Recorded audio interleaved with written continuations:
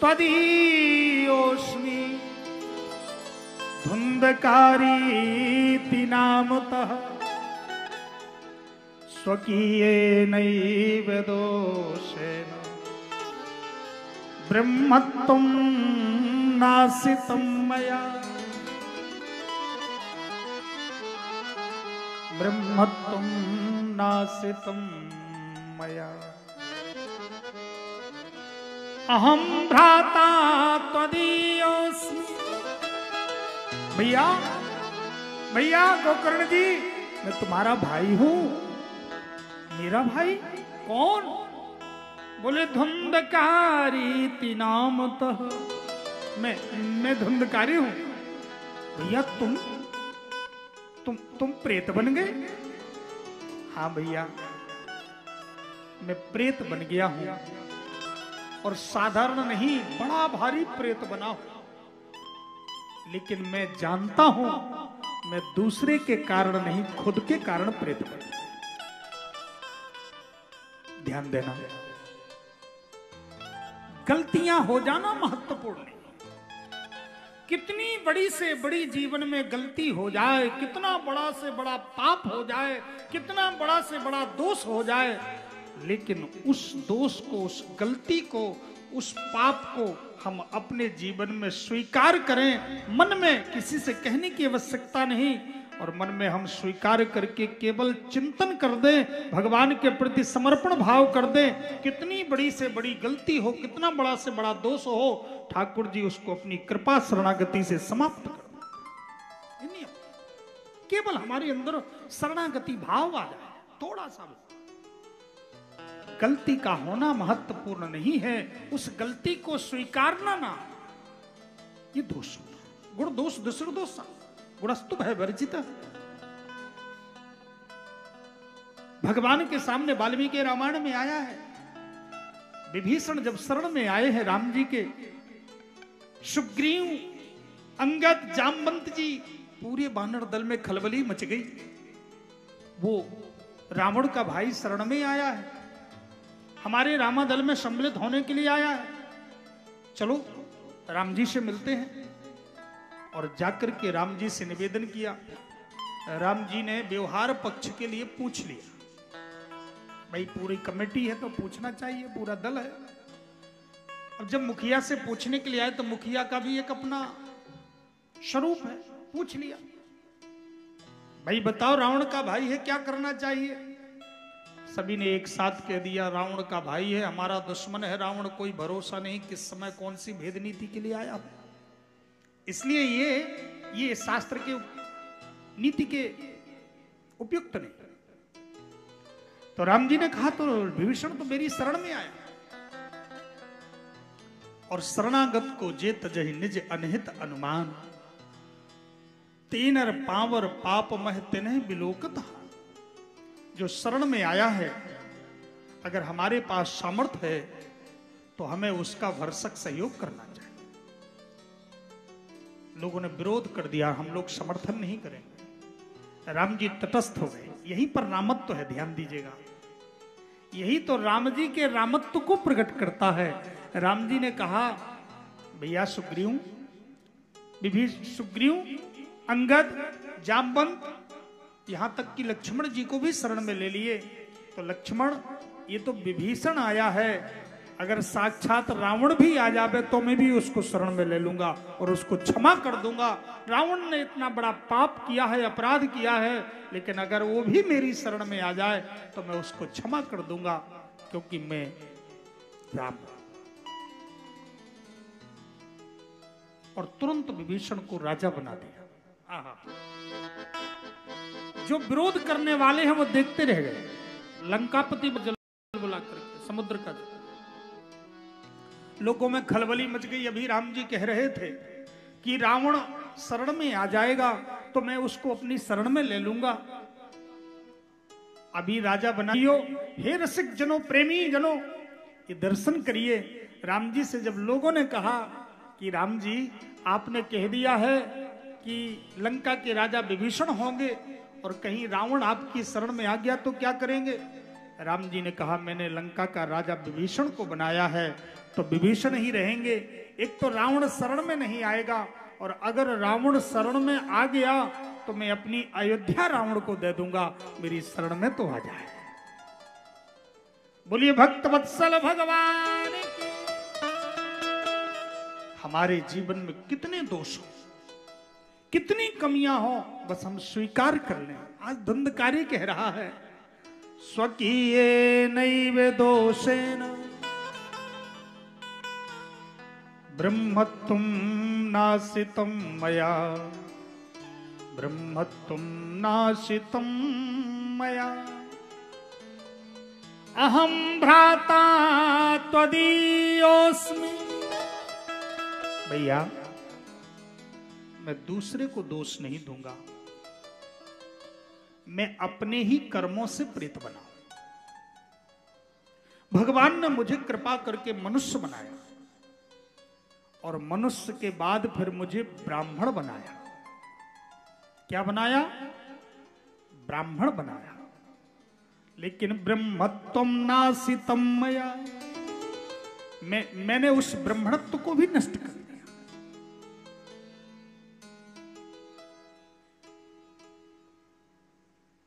आज मैं बहुत दुखी हूं। आज मेरे हृदय में बहुत पीड़ा है। भगवान ने मुझे कृपा करके सब कुछ किया, लेकिन मैंने उसका दुरुपयोग कर दिया। मेरे भाइयों, इसलिए इस मनुष्य देह को देव दुर्लभ कहा जाता है। बड़े भाग मानुष तन पावा, सुर दुर्लभ सब ग्रंथन गा। एक ग्रंथ नहीं, सारे ग्रंथों ने एक साथ कहा है कि बड़े ही सौभाग्य से मनुष्य देह मिलती है, क्योंकि मनुष्य देह में ही यह स्वरूप होता है कि हम अपने जीवन को संभाल सकते हैं, कथा सुन सकते हैं, सत्कर्म कर सकते हैं, सद्धर्म कर सकते हैं, बिगड़े जीवन को बना सकते हैं। केवल मनुष्य देह पर ही संभव है, अन्य देह पर हम नहीं कर सकते हैं। और भगवान ने कृपा करके मनुष्य बनाने के बाद भी अगर हमने उसका लाभ नहीं लिया तो धिक्तम नरम। भैया, मैंने अपने जीवन को यूं ही नष्ट कर दिया। जो नहीं खाना चाहिए मैंने खाया, जो नहीं पीना चाहिए मैंने पिया। आज मैंने ब्रह्मणत्व को नष्ट कर दिया। मैं निवेदन करूं,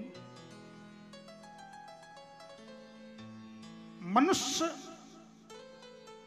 के रूप में ब्राह्मण देवता होते हैं।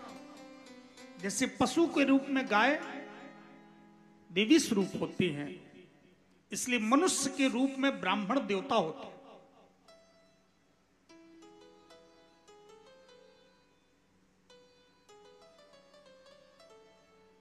भगवान ने स्वयं अपने मुख से कहा है, ब्राह्मणोस्य मुख मासीत। ब्राह्मण मेरा मुख है। क्या है? ब्राह्मण मेरा मुख है। मैं निवेदन करूं, आप लोग जानते हैं अखिल भारतीय ब्राह्मण समाज के राष्ट्रीय अध्यक्ष हैं श्री त्रिपाठी जी, और आप लोग सब लोग बैठे हैं, विप्रजन बैठे हैं। तो इस प्रसंग पर मैं निवेदन करूं, ठाकुर जी ने कृपा करके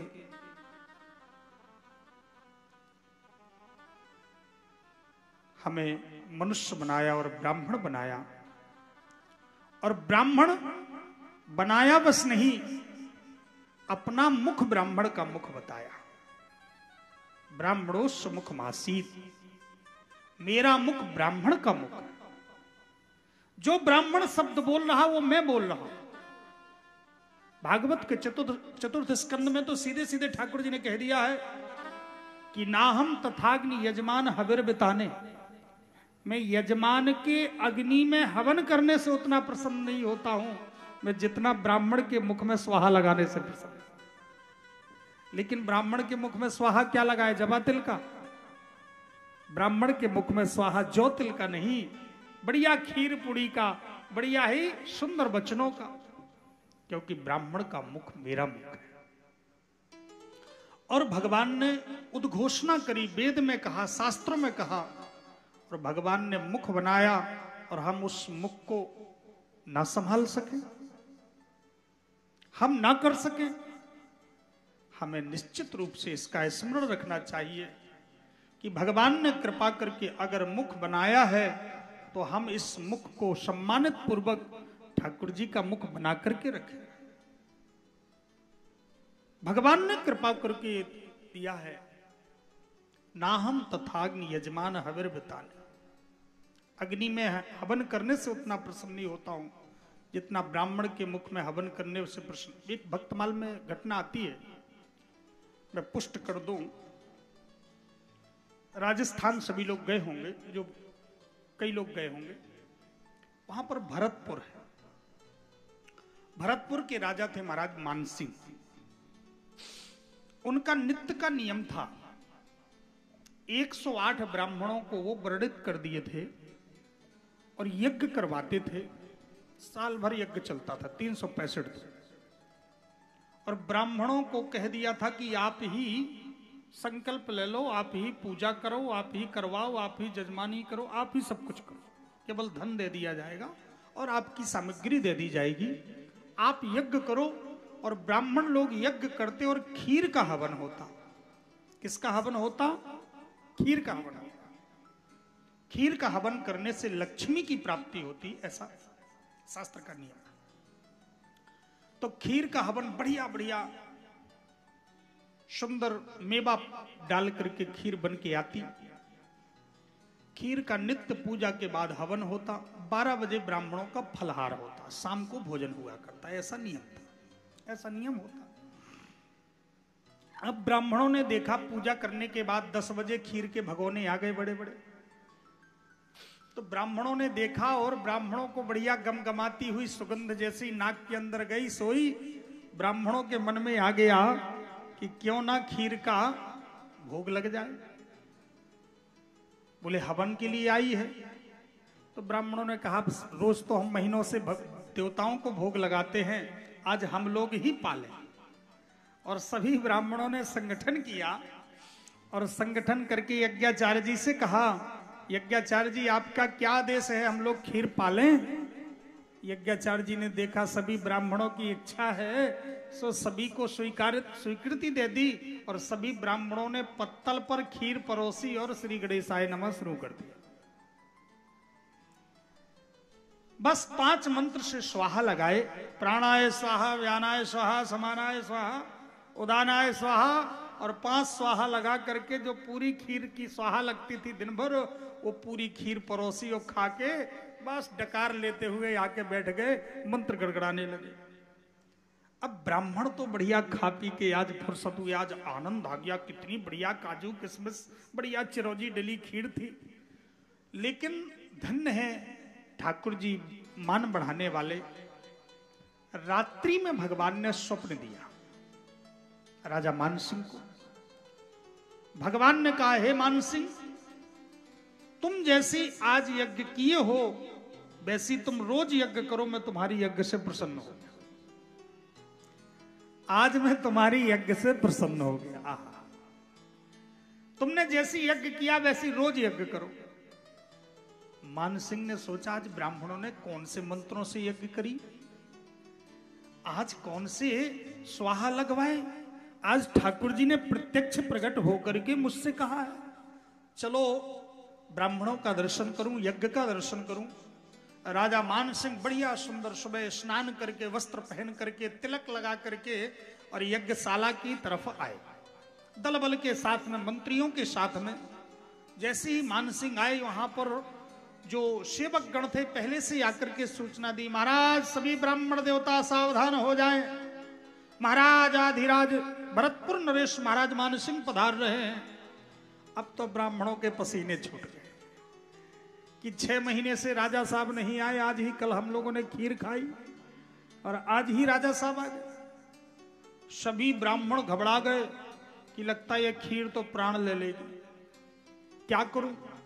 सभी ब्राह्मण घबरा करके अब माला में जो हाथ डाले थे सो जल्दी जल्दी माला जपने लगे, हे भगवान अब तो आज बचा लेना, जिंदगी में ऐसी गलती कभी नहीं होगी।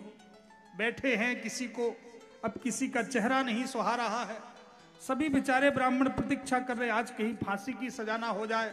लगता है किसी गुप्तचर ने हम लोगों की एक बात को बता दिया। और जैसे ही मानसिंह सामने आए हैं, आकर के मानसिंह ने देखा, सभी रुख देख रहे हैं, राजा का रुख कैसा है, भ्रुकुटी कैसी है।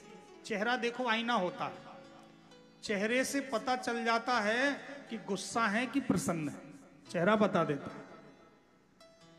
तो आज मानसिंह का सभी चेहरा देख रहे हैं। जैसे ही मानसिंह यज्ञशाला के अंदर आए, हे यज्ञाचार्य जी मैं अंदर आ जाऊं।